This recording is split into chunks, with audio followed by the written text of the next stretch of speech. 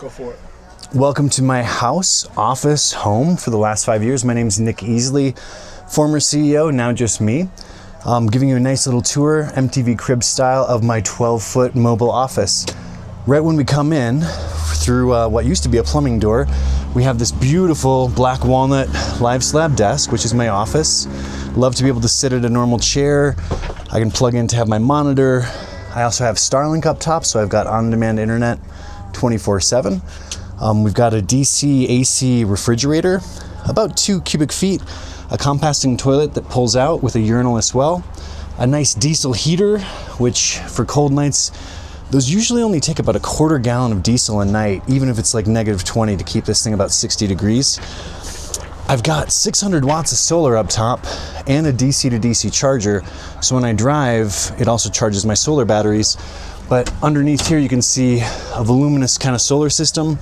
I can also plug in at like an RV park or at a friend's place if I need, but I've never had to plug this thing in like the last 3 years because I make so much power, I never need it. Also, you gotta have your ability to have like your, have your keyboard and like be able to sit at your office and have a nice little fancy desk. And then this just stays here and I tie it up when I'm driving. Kind of moving over, I've got the mini Grizz stove. I take this out in the summertime just for more space and my wood's so pretty. But then even though it's small, this thing, the tube is there. This thing keeps the place really, really warm as well. Lots of storage kind of around just to be able to get under the bed, 4 seasons worth of supplies or tools. Under the bed, I've got a 100-gallon water tank for fresh water. It typically only takes about 25 gallons to fill this thing when I'm in it, this glorious clawfoot tub, which is acrylic, so it's only about 70 pounds.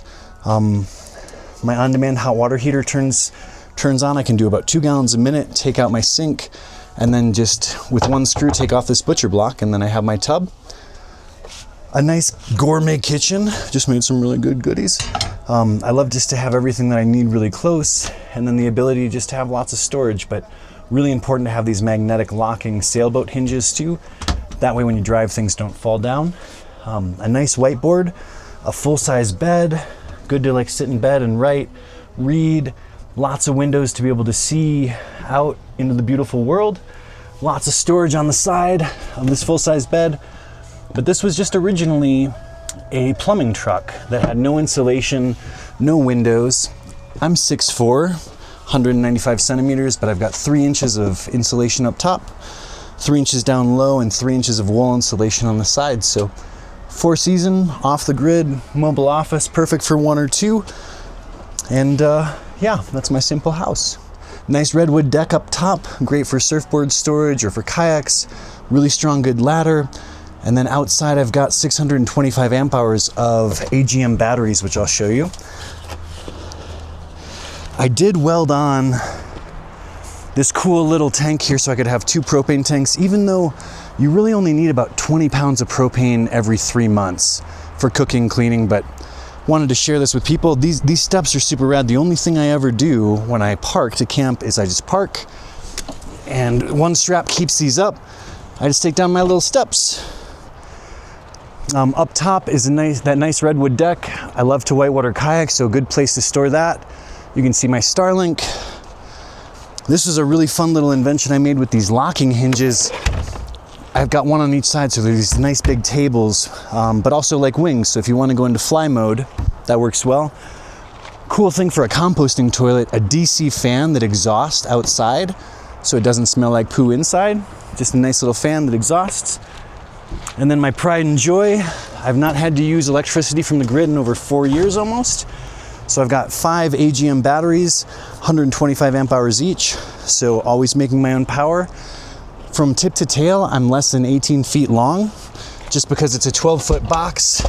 And what's really nice with these Japanese turbo diesels, they're cab overs, so they're really, really small. I can fit into a normal parking space, unlike some of those really big, long vans, and I'm only 10 feet tall, 18 feet long, and 7 feet wide. Definitely could always use a little cleaning, but this has been to 49 states, or I'm sorry, 48, just missing Hawaii and Alaska, and has been the best mobile office home I've had ever in my life. Really nice to have a super efficient air conditioner too that I only needed in the Southeast. But it's only a 6,000 BTU air conditioner for like a small little semi. But that runs all off of my solar and my batteries as well. But on the front, I also did make a nice little hitch so I could put like a receiver there if I needed to, or to pull things out. But with this sort of vehicle having that nice little spoiler on the top, I get anywhere from 12 to 16 miles a gallon on diesel with a 25-gallon tank. So range of about 350 miles, and something that's a lot easier to make than like a van that has all these weird angles and corners and wheel wells. Box trucks are just super rad because, just like mine, it's flat, plumb, and true and easy to design and build. But I bought a truck just to move an office. I never thought I would make this. I drove that for about 2 years. It was on an unleaded truck just like this, and then it broke. They wanted like 35 grand to fix it.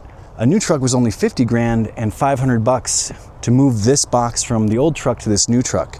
You can't do that with an ambulance. You can't do that with a school bus. You can't do that with the van. So if you make something really cool, the nice thing with this box, you can always just take the box off and put it on another truck and go all over the country for years and years and years.